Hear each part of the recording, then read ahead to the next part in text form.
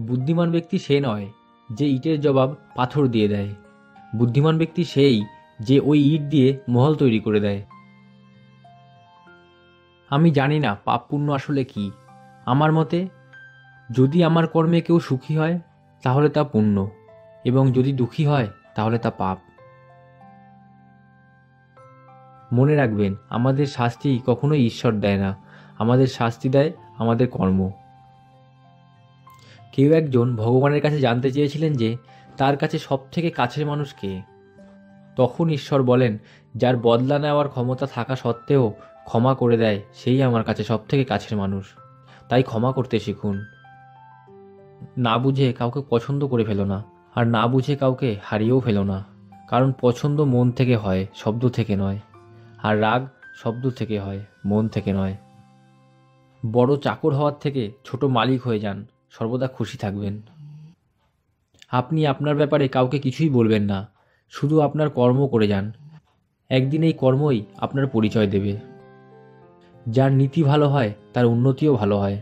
আমি শ্রেষ্ঠ, এটা আত্মবিশ্বাস। শুধু আমিই শ্রেষ্ঠ, এটা অহংকার। মানুষ চাইবে আপনার ভালো হোক, কিন্তু মানুষ এটা কখনোই চাইবে না যে তার থেকেও বেশি ভালো হোক।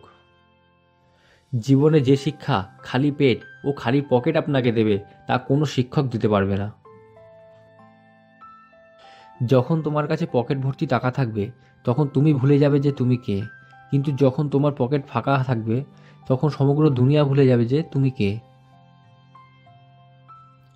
সমস্ত জীবের মধ্যে শুধুমাত্র মানুষই টাকা ইনকাম করে, কিন্তু কোনো জানোয়ার কখনোই না খেতে পেয়ে মরে না, আর মানুষ যার কখনো পেটই ভরে না। শান্তি কখনোই শক্তি দ্বারা আনা সম্ভব নয়, বোঝাপড়ার মাধ্যমেই তা সম্ভব।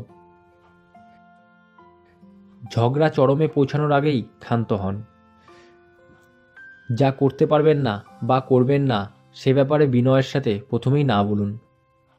স্থান, কাল ও পাত্র বুঝে হাসি মুখে কথা বলুন। সৎলোক 7 বার বিপদে পড়লেও আবার ওঠে, কিন্তু অসৎলোক একবারেই শেষ হয়ে যায়। পুণ্য অর্জনের থেকে পাপ বর্জন শ্রেষ্ঠ।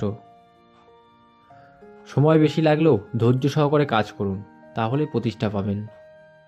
যদি কথাগুলি আপনার ভালো লেগে থাকে তাহলে হোয়াটসঅ্যাপ এবং ফেসবুকে ভিডিওটিকে শেয়ার করে দিন, এবং এখনও যদি আমার চ্যানেলটিকে সাবস্ক্রাইব না করে থাকেন তো প্লিজ চ্যানেলটিকে সাবস্ক্রাইব করে নিন। ভালো থাকুন এবং সকলকে ভালো রাখুন। নমস্কার।